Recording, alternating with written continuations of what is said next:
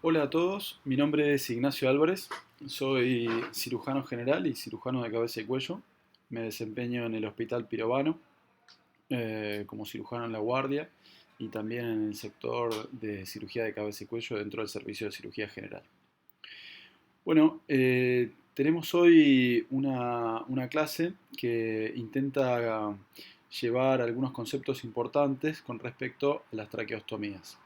Desarrollaremos cuáles son las indicaciones, en qué consiste la técnica quirúrgica y qué técnicas son las utilizadas actualmente y cuáles son las posibles complicaciones asociadas a este procedimiento. Hay conceptos que hay que tener bien claros cuando uno habla de traqueostomía. Son cirugías rutinarias, relativamente sencillas, pero se realizan en pacientes que generalmente están en un estado crítico, bien en una forma relativamente crónica, con una insuficiencia respiratoria en la terapia, o bien directamente en una situación de suma urgencia, como puede ser la obstrucción de la vía aérea. Es por esto que es un procedimiento que no debe ser subestimado jamás y debe ser realizado con todos los cuidados apropiados. Es fundamental que el cirujano, el residente de cirugía, el cirujano en formación, esté entrenado en su realización. ¿Por qué? Porque con este tipo de procedimientos nosotros podemos salvar una vida. O por el contrario, pueden terminar en complicaciones graves, gravísimas, e incluso en óbito en pacientes que no tienen por qué tener complicaciones tan graves. Bueno, sobre algún tema semántico, si es traqueostomía o traqueotomía, podríamos decir que la traqueotomía es abrir la tráquea, hacerle una incisión, un tajo, sencillamente, mientras que la traqueostomía es abocarla con puntos a la piel. En realidad, decir traqueotomía o traqueostomía es más o menos lo mismo y como escribí ahí, la discusión sirve para entretener pedagogas, así que no se entretengan mucho con el que les quiere hacer ese tipo de discusión que no lleva a ningún lado. Sí hay que saber que hay ciertos pacientes que tienen un traqueostoma definitivo. Por ejemplo, aquellos pacientes que tienen cáncer de laringe, un cáncer de laringe avanzado y requieren una laringectomía total.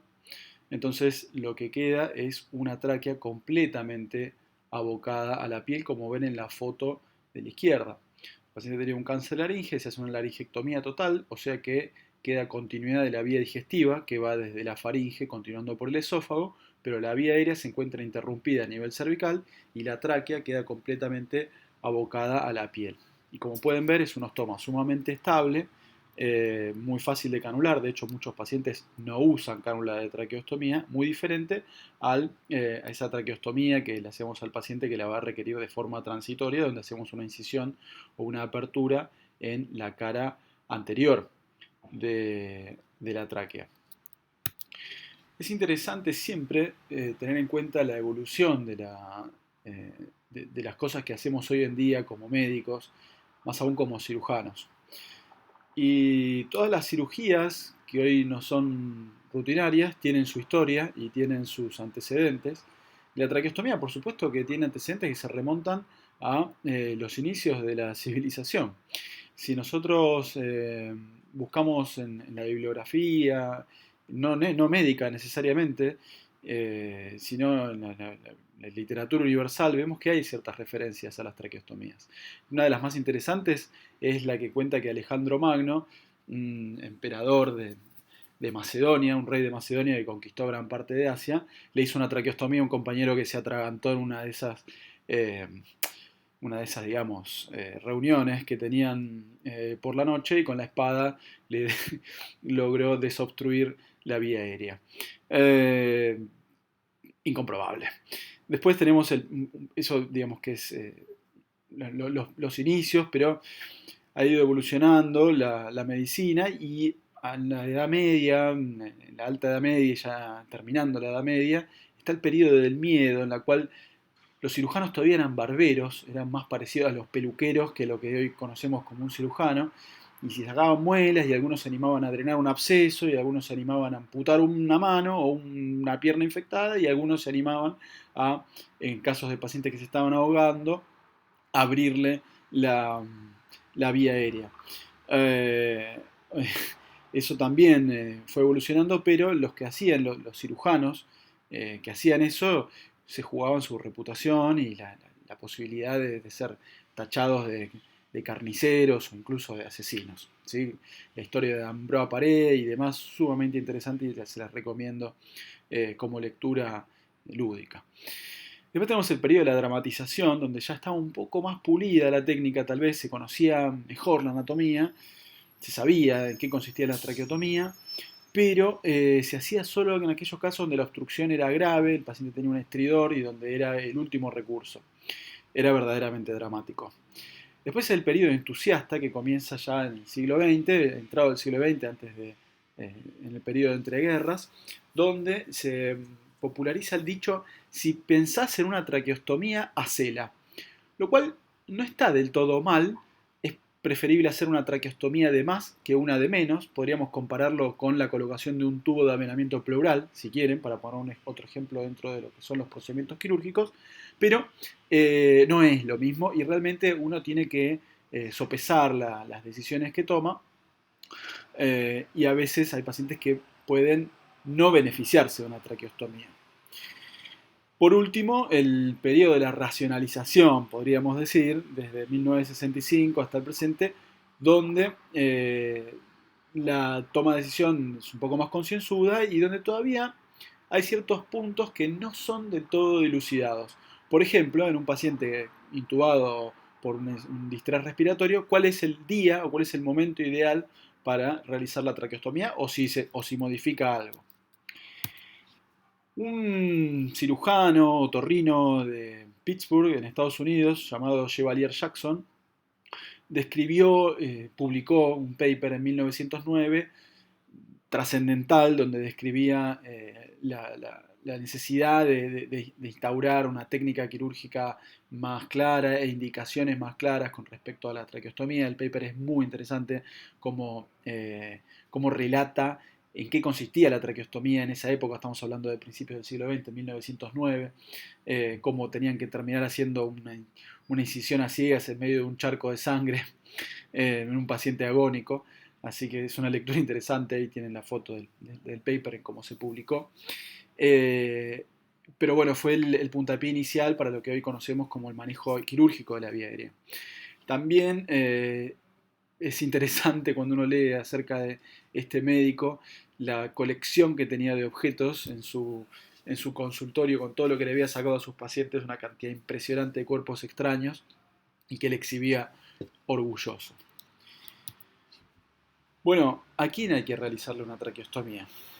La indicación más frecuente, sin duda hoy por hoy, es aquel paciente que tiene una falla respiratoria. Sea por distrés o sea por lo que sea, el paciente está conectado a un respirador e intubado por vía orotraqueal y estos pacientes están generalmente en unidades cerradas, sea una unidad de terapia intensiva, una unidad coronaria, una unidad de trauma o como quieran. Y en determinada cantidad de tiempo es recomendable cambiar de una intubación translaringea, una intubación orotraqueal, a una vía aérea quirúrgica como es una traqueostomía. ¿Cuál es el momento óptimo para realizar esto o para tomar esa decisión? Es tema de debate, pero ahora vamos a mostrar algunos trabajos que hablan en este respecto. También está indicada la traqueostomía cuando el paciente requiere una vía aérea y no se puede intubar por vía orotraqueal. Vamos a decir, por ejemplo, un paciente que tiene una malformación importante del macizo craneofacial y requiere una reconstrucción del macizo craneofacial, por decir algo, un Pierre-Robin o alguna otra malformación que afecte claramente la mandíbula, base de la lengua, bueno, ese paciente antes de operarse va a requerir una traqueostomía para poder dormirlo. ¿Sí? Por supuesto, cuando la vía aérea está obstruida, la vida está obviamente en riesgo y esa es una indicación clara de una vía aérea quirúrgica. La obstrucción de la vía aérea superior se manifiesta generalmente por estridor, el sonido, es la inspiración ruidosa. Y hay muchas causas, por ejemplo, el cáncer de laringe, la parálisis cordal bilateral, el síndrome de la apnea obstructiva del sueño grave. También lo podemos encontrar en pacientes que han estado presentes en incendios y tienen quemaduras de la vía aérea superior, edema de glotis, laringitis, y la lista es larga. Y tal vez alguno debe estar diciendo, no, pero si tiene obstrucción de la vía aérea superior hay que hacerle una cricotiroidotomía de urgencia. Sí, yo les digo, sí, puede ser, la teoría es esa, pero van a ver que la mayoría de los pacientes que tienen una obstrucción de la vía aérea superior no tienen una obstrucción total de la vía aérea superior. Esos pacientes están muertos, salvo que ustedes presencien esa obstrucción. Los pacientes se obstruyen gradualmente, a veces a lo largo de semanas, a veces a lo largo de días, a veces a lo largo de horas o a veces a lo largo de minutos, pero generalmente da algo de tiempo. Entonces, ese tiempo en el cual la vía aérea está obstruida parcialmente, más o menos, es el tiempo que uno tiene para llevar a cabo una traqueostomía. Y por eso la importancia de saber hacerla bien y de forma expeditiva. No súper rápido, pero de forma expeditiva, eficiente. El paciente puede ser ventilado mientras uno lleva a cabo una vía aérea definitiva que no genera tanta destrucción como una cricotiroidotomía, que puede ser un recurso en casos de extrema urgencia. ¿Sí? Obviamente es mucho más rápido hacer una cricotiroidotomía que una traqueostomía, mucho más rápido. Pero en la realidad las obstrucciones súbitas, totales de la vía aérea no son la regla, son más bien la excepción. Y de hecho vamos a mostrar en breve un video de un paciente obstruido al cual se le realiza una traqueostomía. Bueno, otra indicación es previo a grandes cirugías, por ejemplo en cabeza y cuello. Pacientes que no tienen obstrucción de la vía aérea, pero tienen un tumor de lengua y si necesitan una glosectomía, una cirugía grande que implica abrir la mandíbula y que implica manipular el piso de la boca. Y si bien esos pacientes no están obstruidos todavía, tienen riesgo después de la cirugía de tener un edema, una obstrucción de la orofaringe que lleve a un colapso total de la vía aérea y obviamente poner en riesgo la vida del paciente. Esos pacientes necesitan una traqueostomía. Manejo del trauma grave, del macizo craneofacial y demás, o del cuello. Y por último, como una indicación relativamente frecuente, para proteger la vía aérea en aquellos pacientes que tienen trastornos neurológicos con broncoaspiración, enfermedades degenerativas, una ACV, compromiso de los pares craneales bajos, principalmente el neumogástrico, que es el que maneja, que tiene un papel fundamental en la dilución y en el cierre glótico. Entonces, estas son las indicaciones más importantes. Y dije, lo que vamos a ver el día a día es el paciente con intubación orotraqueal prolongada, conociendo que hay otras, ¿sí? Apnea obstructiva grave, tumores y demás, que ya hemos mencionado. Pero ¿por qué hay que hacerles traqueostomía? ¿Por qué no dejarles el tubo orotraqueal hasta que se despierten? No importa si es un mes, si son 2 meses o si es para siempre. Bueno, probablemente todos sepan la respuesta a esto, pero es importante aclararlo, ¿sí? El paciente que tiene una intubación orotraqueal difícilmente pueda estar bien despierto, ¿sí? Hay pacientes que están por diversos motivos conectados a un respirador en condiciones críticas en la terapia, pero que van mejorando y que tienen síndromes neuromusculares por la intubación prolongada, por el catabolismo al cual son sometidos por su situación tan grave, y no pueden respirar por sí solos, pero sí están conscientes.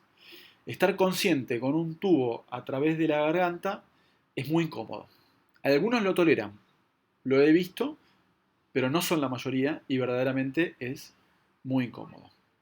Entonces, el mayor confort del paciente es uno de los principales motivos. No el único, pero es uno de los principales motivos. Aparte que permite una mejor higiene de la cavidad oral, permite despertarlo, ¿sí? Permite bajar la sedación y despertarlo.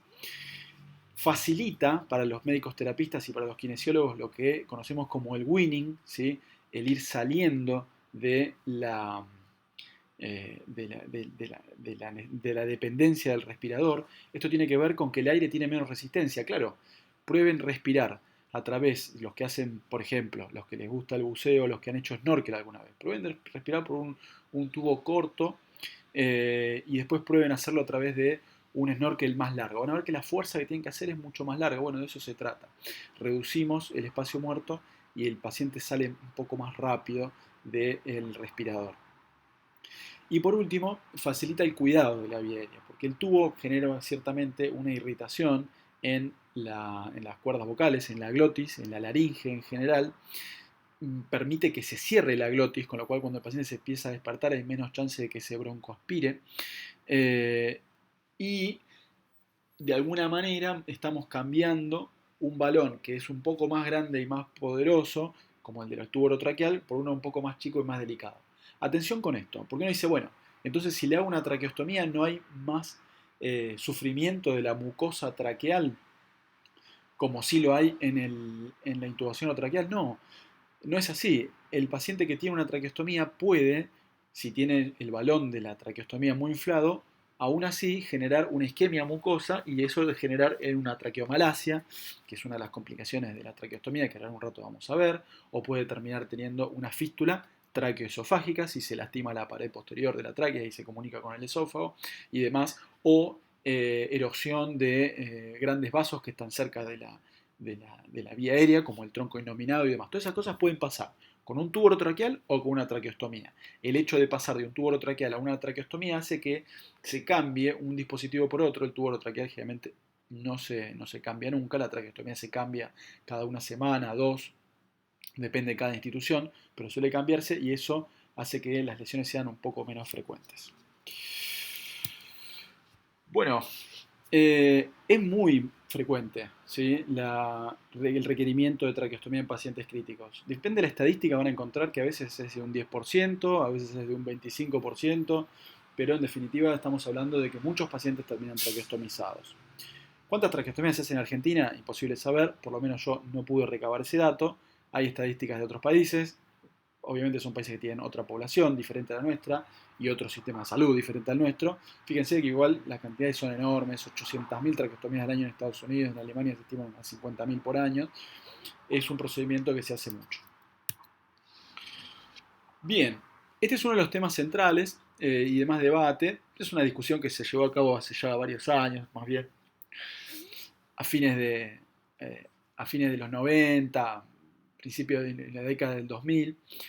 Y si bien nunca se llegó a un consenso rígido, un consenso absoluto de cuál es el mejor momento para llevar a cabo la traqueostomía del paciente intubado, está bastante claro que nadie va a indicar una traqueostomía antes de los 10 días y más frecuentemente se realiza entre el día 14 y 21 de intubación orotraqueal.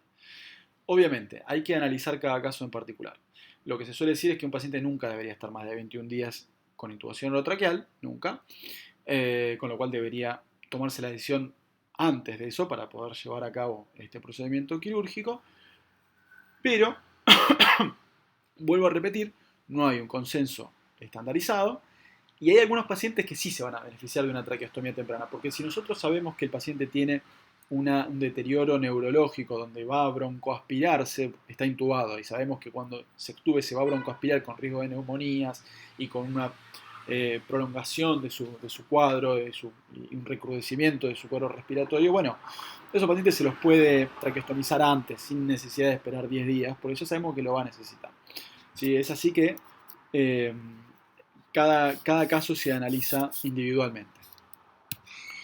Hay un consenso de la SATI, que es la Sociedad Argentina de Terapia Intensiva, interesante, donde evalúan varios trabajos que hablaban sobre traqueostomía temprana versus traqueostomía tardía y tenía en cuenta la cantidad de pacientes analizados o la muestra, tenía en cuenta qué población de pacientes tenía, por ejemplo, una unidad coronaria, que una unidad de trauma, que una terapia intensiva y demás. Es interesante y en definitiva la conclusión es más de lo mismo, ¿sí? No hay algo que nos permita establecer rígidamente cuándo hacer la traqueostomía. Sería fácil o sea, sería posible si los médicos pudiéramos predecir exactamente qué paciente se va a curar, qué paciente no, a, qué paciente va a mejorar en tal momento no, pero la verdad es que lo que tenemos son algunos predictores, tenemos algunas tablas, tenemos algunos scores que nos permiten hacer estimaciones, pero no funcionan siempre como queremos. Bueno, vamos a lo que a los cirujanos nos interesa un poco más, que tiene que ver en cómo hacer, ¿sí? Es muy importante saber hacer las cosas, pero créanme que es mucho más, o es tan importante como saber hacerlas, saber cuándo hacerlas y cuándo no hacerlas. Así que no nos volvamos operadores, no tiene sentido ser un robot. Obviamente, la técnica nos apasiona, probablemente por eso somos cirujanos la mayoría de nosotros, pero nunca dejen de lado la parte teórica, la parte académica, porque es lo que los vuelve en definitiva buenos médicos, aparte de buenos cirujanos. No se puede ser buen cirujano sin ser buen médico. Bueno, pero yendo a lo concreto. Para hacer una traqueostomía, uno tiene que asegurarse de ciertas cosas para que esto termine bien. ¿Sí? Para empezar, podríamos mencionar qué materiales tendríamos que tener a la mano a la hora de llevar a cabo esta pequeña cirugía. Bueno, tenemos que tener instrumental apropiado. ¿Sí? Tenemos que tener instrumental apropiado. Instrumental apropiado me refiero a una caja, siempre, traqueostomía abierta, traqueostomía percutánea, no importa, una cajita acorde a las necesidades, que debería incluir un par de separadores de tipo Farabef angostos, o una pinza de mano izquierda que sirva. Eh, a mí personalmente me gusta la pinza de Beckey, pero una pinza de disección o la que, la que les parezca cómoda a ustedes. Una tijera de Metzenbaum, un, eh, un portaagujas, una pinza Halsted para disección y para hacer ligaduras. Y podríamos contar también con algún separador autostático. Eso es menos importante y podemos de todas formas prescindir de él. Y algunas otras cosas que siempre que están presentes en las cajas de cuello, traqueostomía o cajas de cirugías relativamente delicadas como las cajas de cirugía plástica. Hay que tener buena luz, ¿sí?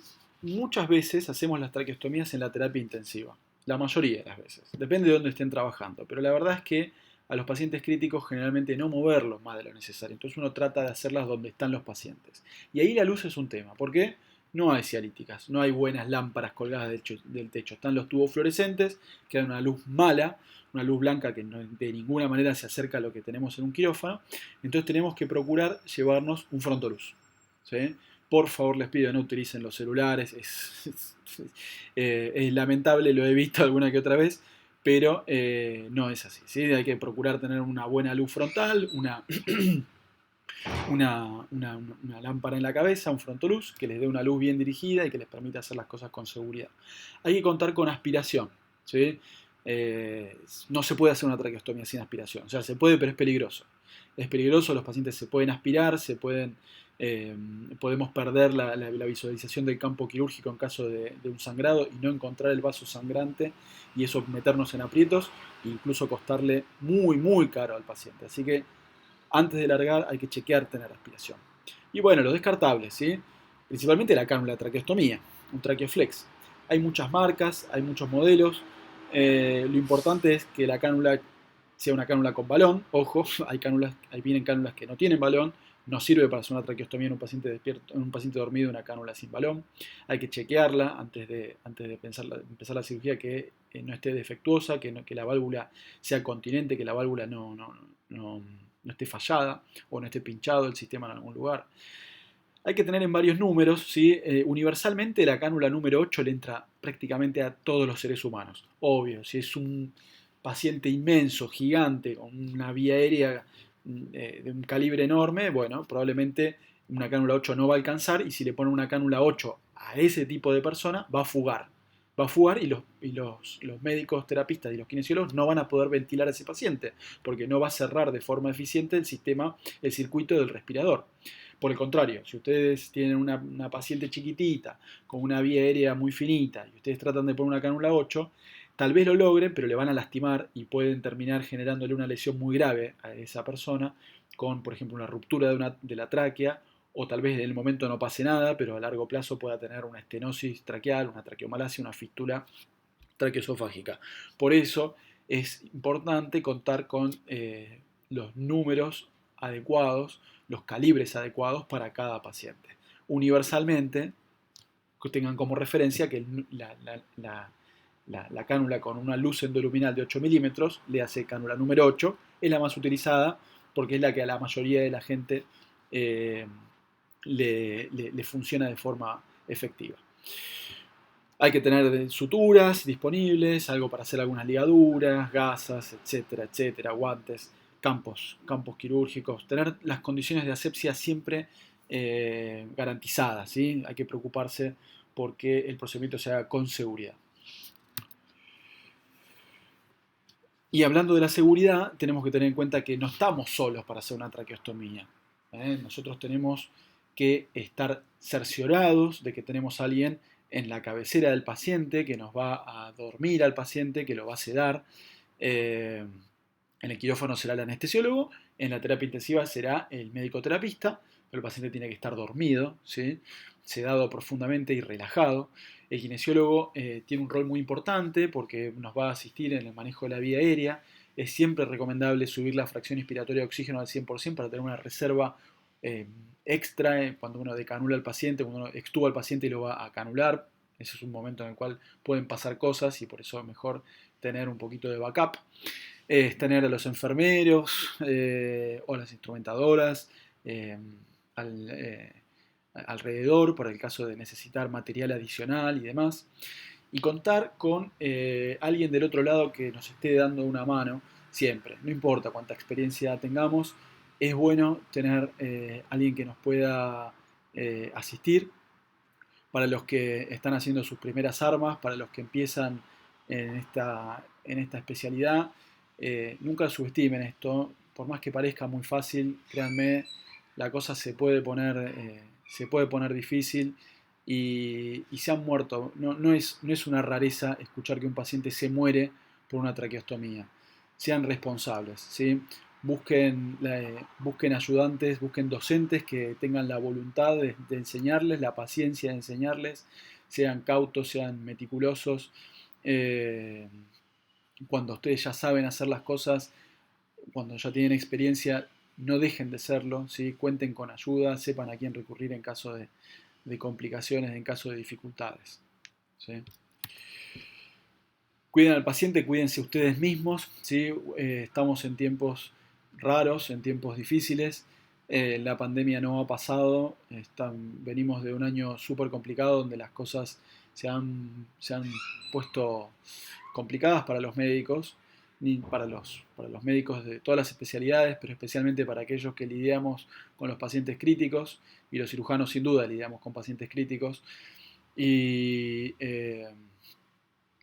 y nos ha enseñado mucho la pandemia y nos ha recordado lo importante de la utilización de equipo de protección personal, ¿sí? Cuidar la integridad de uno utilizando antiparras, protección ocular, barbijos de alta eficiencia, doble par de guantes y demás, y seguir todas las normas que ya están bien establecidas, que acá no hay nada que inventar, que sabemos nos previenen de exponernos a riesgos innecesarios.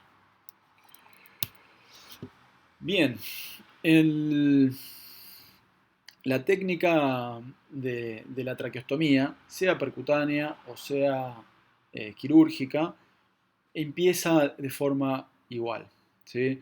Hay que poner al paciente acostado, o sea, el paciente ya va a estar acostado probablemente, pero hay que hiperextender el cuello, no de forma exagerada, no de forma exagerada, pero sí exponer bien el cuello para poder garantizar un acceso más directo a la vía aérea. Hay pacientes ancianos o por diversos motivos que no pueden hiperextender el cuello por problemas de la columna cervical. Hay pacientes que tienen trauma de la columna cervical, fracturas de las vértebras cervicales, tampoco podemos movilizarle el cuello. La traqueostomía se puede hacer igual. La traqueostomía se puede hacer igual. Ahora voy a pasarles algunos consejos, algunos tips que ayudan en esas circunstancias.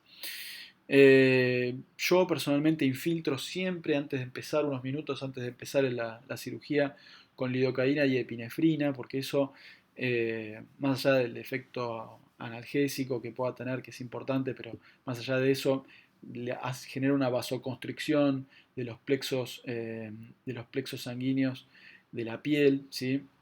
y hace que el campo esté un poco más exangüe, sangre un poco menos, y eso verdaderamente facilita la tarea. Y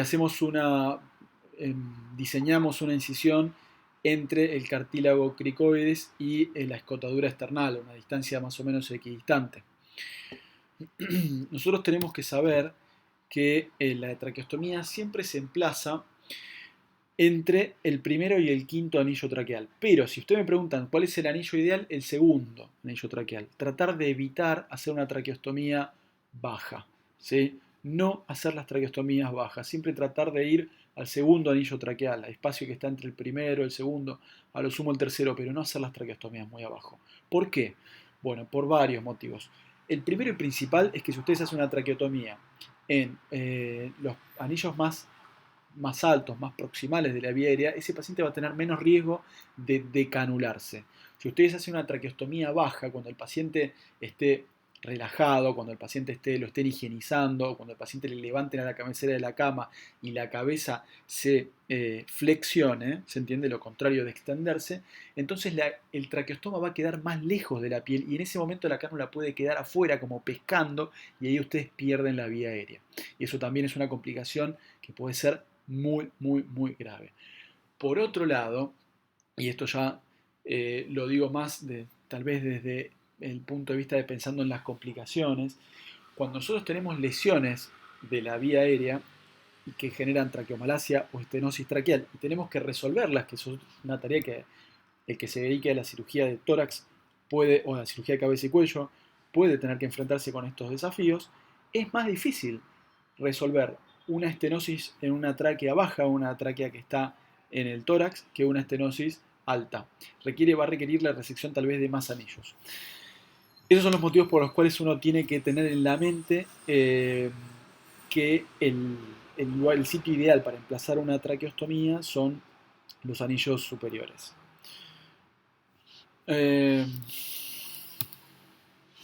Bueno, cuando hacemos la traqueostomía quirúrgica, tenemos que tener en cuenta que luego de luego de la incisión de la piel o la cervicotomía, la divulsión del tejido celular subcutáneo, de los músculos infraioideos, ingresa la celda tiroidea, naturalmente ahí uno se va a encontrar con el istmo de la tiroides, uno puede, como está en ese dibujito de ahí, agarrar y ligarlo, cortarlo, ligarlo y demás, y va a tener toda la tráquea expuesta.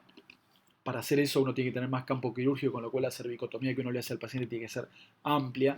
Y la verdad es que en mi práctica diaria no lo hago porque me parece que no es necesario y estamos agregando un montón de disección innecesaria a una cirugía que puede ser menos cruenta para el paciente. Una vez hecha la traqueotomía, se la fija la tráquea, ¿sí? Se la fija a la piel. ¿Cuántos puntos le hacemos a la piel? Bueno, cada uno podrá tener su escuela. Hay varias cosas que están bien, ¿sí? Podemos hacerle muchos puntos, podemos hacerle 2 puntos abajo, 2 puntos arriba, 3 puntos abajo, 1 punto arriba, 5 puntos arriba, 5 puntos abajo, 20 puntos, todo lo que quieran. La verdad es que a mí eso no me resulta, le estamos dejando al paciente una cicatrización más complicada, así una vez decanulado, yo le hago solamente un punto al, eh, al labio inferior de la traqueotomía, es un punto firme que me permite fijar la tráquea y me funciona bien. Sé que es un poco controversial, van a haber muchos cirujanos que hacen muchos más puntos, está bien también, tiene sus cosas a favor y tiene sus cosas en contra.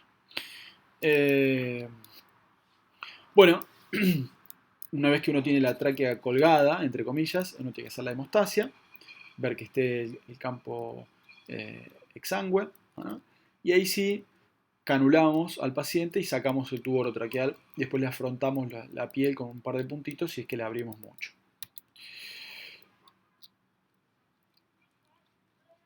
Bien, entonces acá tenemos, estos son esquemas de la enciclopedia médico-quirúrgica, la enciclopedia, son bastante didácticos.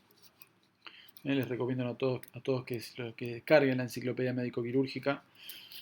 Tiene las cirugías paso a paso y verdaderamente son una forma muy didáctica de familiarizarse con diversos procedimientos. No solo esto, sino en general. Bueno, Les voy a, les voy a mostrar un video de un paciente con una obstrucción de la vía aérea, de la vía aérea superior. Este paciente tiene un cáncer de laringe. Tiene un cáncer de laringe transglótico, ¿sí? Que abarca, empieza, es más, principalmente glótico, pero tiene eh, una proliferación hacia la subglotis. Empezó radioterapia y se terminó obstruyendo. Fíjense, hicimos una cervicotomía, hicimos divulsión de los planos superficiales, el paciente está despierto, tiene estridor, y vamos infiltrando con lidocaína todos los planos y todo el tiempo hablándole al paciente de qué es lo que estamos haciendo y tratando de minimizarle la incomodidad, el disconfort. Todo el tiempo hablando. El paciente está completamente lúcido y colaborador. Ahí estamos abriendo, ¿sí?, la tráquea con un bisturí. Fíjense que yo no le hago una ventanita, no le hago una cruz, no le hago más que una incisión en una membrana interanular. Abro bien la tráquea con una tijera de Metzenbaum, con un movimiento de divulsión. Se hace un punto de pexia, de traqueopexia, al labio inferior, para que la tráquea quede firme, ¿sí?, que se pueda formar una fístula, un proyecto fistuloso. Ese punto sirve para traccionar del borde inferior. Y fíjense que ya tenemos la tráquea abierta, el paciente en ese momento ya respira bien, pasa de estar ahogado a poder respirar una buena cantidad de aire. Ahí le pedimos al anestesiólogo que lo duerma, le ponemos la cánula de traqueostomía y finaliza el procedimiento, ¿sí? Se lo duerme un ratito, después ya se despierta, el paciente pasa a respirar por su cánula de traqueostomía. Y para el paciente es un alivio. Para el paciente es un alivio porque es una persona que se está ahogando, que está sin nada de aire, que no puede dormir, que no puede comer, que siente que se está muriendo. Imagínense, ahogándose constantemente. Es una situación verdaderamente muy angustiante para los pacientes. Bueno, la traqueostomía percutánea es una alternativa, ya tiene más de 30 años de estandarizada la técnica, de uso más o menos intensivo en las terapias. Tiene algunas contraindicaciones, no, son relativas, ¿no? Pero tratamos de no hacerlo en aquellas anatomías desfavorables, aquellos pacientes que son muy gordos, que tienen un cuello que no se puede extender y demás, donde queda muy escondida la tráquea.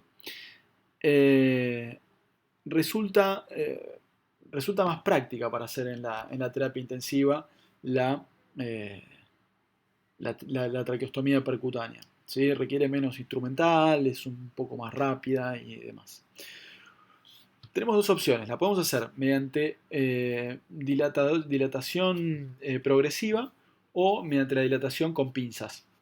Las dos técnicas están descritas, las dos funcionan bastante bien. Puede utilizarse la guía endoscópica, o sea, meter un fibroscopio por el tubo orotraqueal para ver por dónde está entrando la aguja dentro de la vía aérea y asegurarnos que estemos entrando bien por la cara anterior de la tráquea. Y también se describió la utilización de ecografía para ver dónde está la tráquea y dirigir bien la punción. En mi práctica diaria no uso ninguno de los dos elementos. La dilatación progresiva o técnica de Ciaglia, ¿sí? Es muy parecida a la técnica de Seldinger. Uno punza con un catéter de 14 French, progresa una cuerda de piano y va metiendo dilatadores que llegan hasta los 41 French. Hay varias marcas que fabrican estos productos. Cook tiene su producto clásico, que es el Blue Rhino, pero hay otro que es el White Rhino de Smith, que es el que les voy a mostrar en un rato. Funcionan todas bien, Tracoe y demás. Van a ver que hay en el mercado hay varias opciones. Lo importante es estar familiarizado, conocer, ¿sí?, conocer los dilatadores, cómo funcionan y demás. Y después tenemos la técnica por dilatación con pinzas, que es la técnica de Kriegs. El set más utilizado en este sentido es el set Portex. Está bien, está bueno, es un poco más caro por ahí. Cuando incluye la pinza, por ahí tal vez va a ser cada vez más raro verlo en nuestro país, dado los tiempos que corren, pero también es un producto bastante confiable. Voy a mostrarles cómo hago yo la traqueostomía percutánea. Acá tienen un set de dilatación progresiva, ¿sí? Y ahí están los elementos que incluye el set: una hojita de bisturí, una jeringuita con una boca de 14, la cuerda de piano, un dilatador inicial, una guía de teflón que se introduce dentro del cuerno el cuerno por eso el nombre de rhino, de white rhino. Y por último, la guía de introducción ya de la cánula de traqueostomía. La violetita esa va dentro de la cánula de traqueostomía. Entonces, esto, como les digo, ¿se puede hacer en quirófano? Por supuesto. Está bien hacerlo en quirófano, pero generalmente se hace en terapia. Una cervicotomía chiquitita, separamos un poquito la grasita, palpamos dónde está la tráquea y hacemos una punción con el catéter y aspiramos aire, como vieron las burbujitas. Progresamos el teflón del catéter. Ahí va la cuerda de piano que hay que introducirla suavemente porque es la mucosa de la vía aérea lo que estamos instrumentando acá, así que es sensible, no tenemos que lastimarla, no va a progresar. No va a progresar un metro entero la cuerda de piano, piensen que eso se traba a nivel Sí, de alguno de que he los visto el video de bronquios eso. segmentarios. Un dilatador inicial, ¿sí? En este momento el paciente probablemente sople por ahí, porque estamos hablando de que abrimos la vía aérea, entonces puede salpicar un poquito de sangre, es normal, a veces pasa, a veces no, en este caso pasó.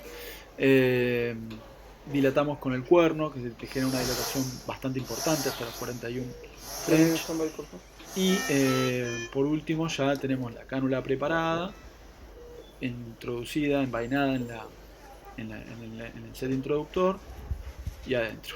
¿Sí? Sacamos, sacamos la cuerda de piano, la guía teflonada, el introductor y ponemos, estas cánulas vienen con una camisita, con una endocánula que se puede cambiar, tiene otra de repuesto en caso de que haya un moquito, alguno que te está pisando la vía aérea, se puede cambiar y ponerla de repuesto para que sea más fácil la limpieza. Y lo conectamos. Cuando uno hace este tipo de cirugías tiene que saber que puede que la cosa no vaya bien y hay que estar preparado para hacer una traqueostomía abierta. ¿Sí? ¿Qué complicaciones son secundarias a la realización de traqueostomías quirúrgicas o percutáneas? Bueno, tenemos complicaciones inmediatas, cosas que nos pasan cuando estamos operando, como por ejemplo el sangrado, que a veces puede ser fatal, chicos. Por eso nunca subestimar esto. Hay anatomías alteradas, el tronco venoso innominado, imagínense, puede estar más alto en pacientes más de hábitos pícnicos. La lesión de este vaso requiere una esternotomía para su cierre, la exposición amplia del cuello para detener semejante hemorragia puede ser fatal, o el tronco arterial brachiocefálico a veces tiene una anatomía medio aberrante y está cruzando por delante la tráquea. Entonces, es por eso que a veces la traqueostomía percutánea no está indicada en pacientes que no pueden extender el cuello y demás, porque uno puede atravesar, pinchar algo de esto, imagínense cómo termina. Y cuando estén haciendo las primeras traqueostomías o mientras adquieren experiencia, vayan disecando, vayan identificando las estructuras. No tengan miedo, no tengan miedo, porque todos hemos cometido errores, pero no sean jamás temerarios. ¿Sí? Hay que ser cautos, simplemente. Otro tipo de complicaciones son la ruptura de la tráquea, ¿sí? La manipulación intempestiva, cuando uno quiere meter una cánula más grande de lo que corresponde y no hizo bien la incisión, uno puede arrancar la tráquea, así se va para abajo. Es una desgracia, nunca lo vi, pero técnicamente puede suceder. Broncoaspiración, esto es un poco más frecuente, puede ser leve y no pasa nada, o puede ser grave. Son pacientes que son críticos, que tienen poca reserva, que ya vienen mal, por algo le estamos haciendo una traqueostomía, no les viene bien un coágulo de sangre al bronquio fuente o al lóbulo inferior del pulmón derecho. ¿Sí? Entonces hay que tener cuidado, cuando uno abre la tráquea, tiene que estar con la cánula de aspiración en la mano y pescar ahí cualquier secreción que pueda estar bajando para hacerle la evolución al paciente más fácil. Embolismo gaseoso, claro, pues si nosotros rompemos, por ejemplo, un tronco venoso, puede que si el paciente tiene PVC baja y siendo una vena que está por arriba de, de la aurícula, depende de la posición del paciente, el corazón funciona como una bomba impelente y puede aspirar aire en vez de sangrar. En vez de salir sangre para afuera, entra aire y generar una embolia gaseosa. Tampoco lo vi nunca, pero puede pasar.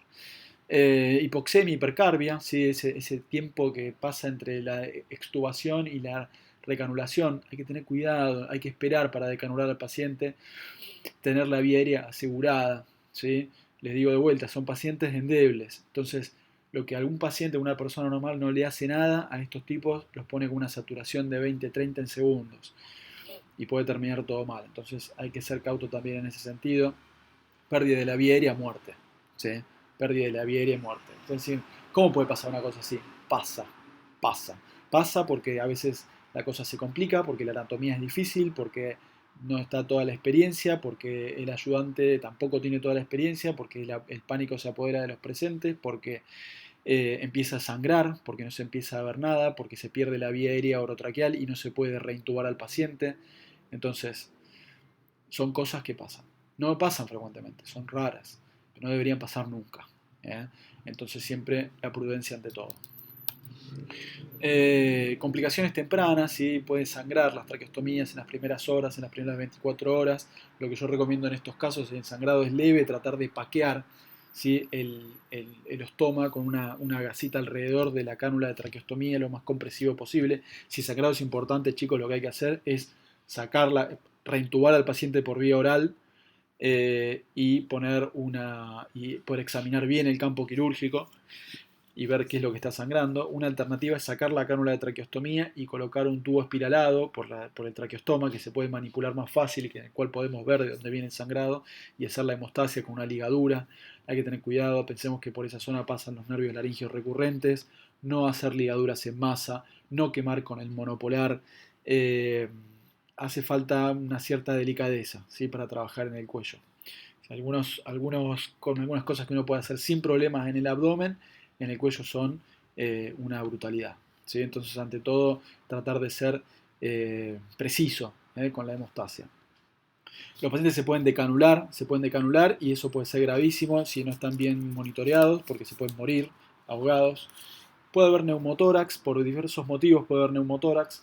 Muchas veces piensen que ustedes están manipulando la vía aérea, si la cánula se tapa o lo que sea que pase, el paciente tose, ese aire va a disecar a través del espacio subcutáneo, va a generar un enfisema y si se rompe la pleura puede generar un neumotórax. Ese es un mecanismo, hay muchos otros, podemos lesionar la cavidad, la cápsula pleural y demás en la disección.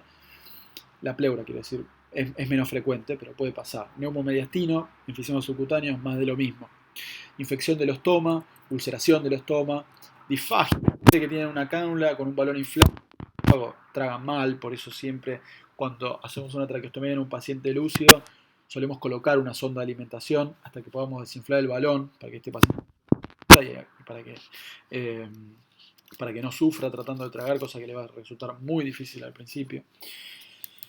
Y las complicaciones tardías, la estenosis traqueal, junto con la fístula traqueosofágica, complicaciones temidas, ¿sí? Que pueden pasar, granulomas traqueales, periostoma, también los vemos frecuentemente, depende mucho de la cicatrización del paciente, se pueden tratar con topicación con nitrato de plata, neumonías, broncoaspiraciones, ¿sí?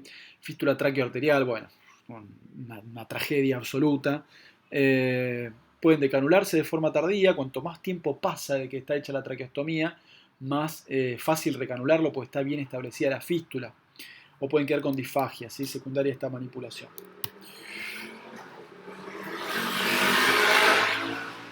Bueno, me pasó, estoy en el hospital, les pido disculpas, me pasó una motito. Cuando haya un problema con la vía aérea, con un paciente traqueostomizado, los van a buscar a ustedes. Van a buscar al cirujano, van a buscar al residente de cirugía. Porque se supone que ustedes son los que mejor saben cómo enfrentar este tipo de problemas. Y es así, y está bien que sea así. Entonces, ¿qué es lo que hay que hacer cuando un paciente traqueostomizado se está ahogando? Lo que tenemos que, antes de empezar a hacernos preguntas de por qué, de cuándo, de cómo, es tratar de restablecer una vía aérea lo antes posible. ¿Sí? Entonces, una cosa que se puede hacer si la cánula todavía está puesta es tratar de progresar una K32, que es la cánula clásica de aspiración, o una K9, si la tenemos a mano, acá es importante no perder el tiempo. Generalmente hay cánulas de aspiración al lado de los pacientes traqueostomizados, por eso digo que se puede hacer esto, no mandar a buscar la farmacia. Uno la progresa por la cánula de traqueostomía. Esa cánula, esa manguerita, debería entrar fácil, sin problemas. ¿Por qué? Porque la traqueostomía, la cánula de traqueostomía, va en continuidad con la tráquea. Si uno siente que se traba cuando termina la cánula de traqueostomía, quiere decir que esa cánula está fuera de la vía aérea, no está funcionando. Al contrario, probablemente le esté obstruyendo la vía aérea al paciente, le esté dificultando la respiración al paciente. Entonces, cuando constatamos que la cánula está fuera, la sacamos. La sacamos. ¿Sí? Una vez afuera la cánula de traqueostomía, tenemos que tratar de ver dónde está la tráquea, dónde está esa traqueotomía. Lo más fácil es meter un dedo y tocar el borde que es medio filoso de la tráquea para, como de alguna manera, enhebrar la vía aérea. ¿Sí? Ustedes le generan, con el dedo mismo, le generan el túnel.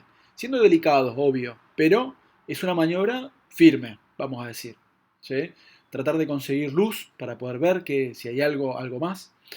Aspiración, muchas veces son mocos. ¿Sí? Lo más común es que sea un moco duro como una piedra o un coágulo, que está en la punta de la cánula de traqueostomía. Así se puede morir si ustedes no reaccionan bien frente a esto. Entonces, cuando uno saca la cánula de traqueostomía, el paciente todavía está consciente, generalmente tose y el coágulo, el moco, lo que sea, sale volando. Ojo con la cara. Pero, la cara de ustedes, digo.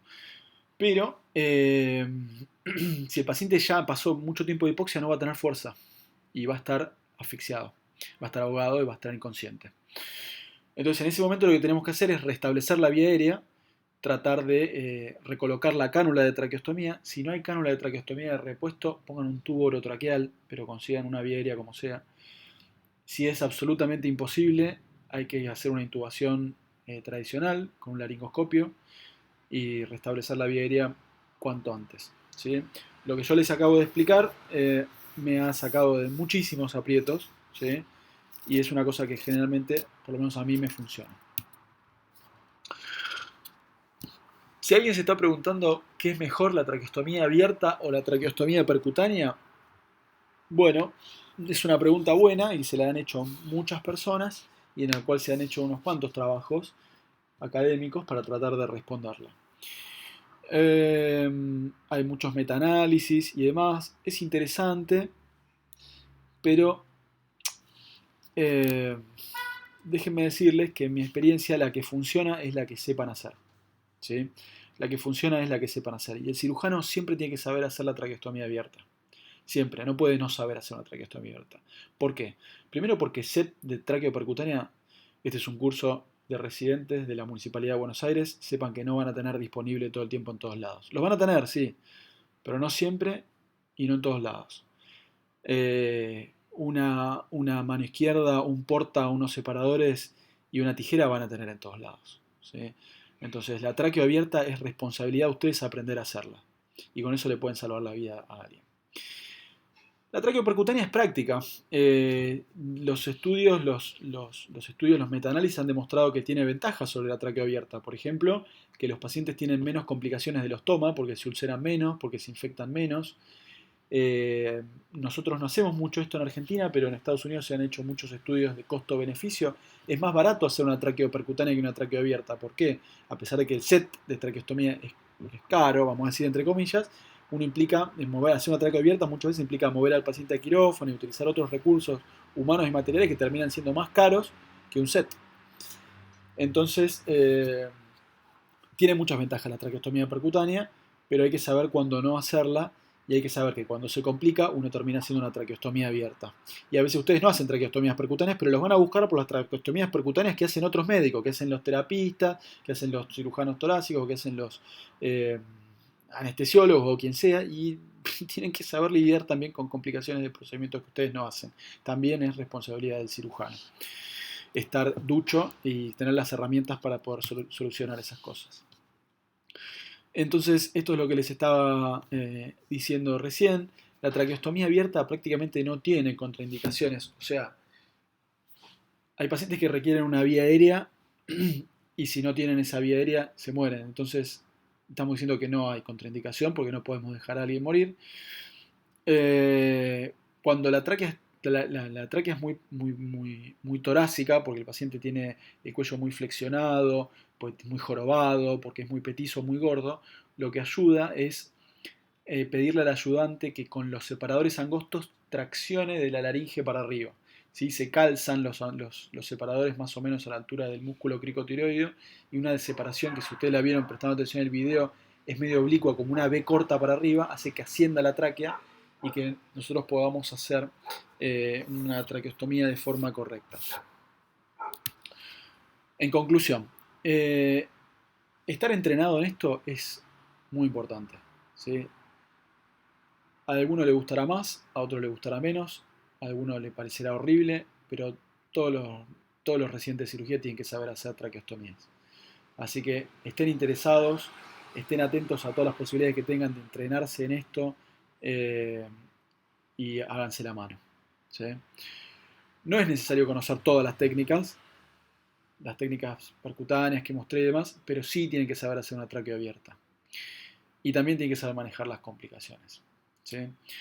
Así que bueno, este ha sido el final de la clase. Espero que no les haya parecido muy aburrida. Y bueno, ya como me presenté al principio, mi nombre es Ignacio Álvarez del Rivero, soy cirujano de cabeza y cuello y del Hospital Pirovano, y si hay dudas, sepan que voy a estar disponible, va a estar mi contacto para responderlas. Muchas gracias.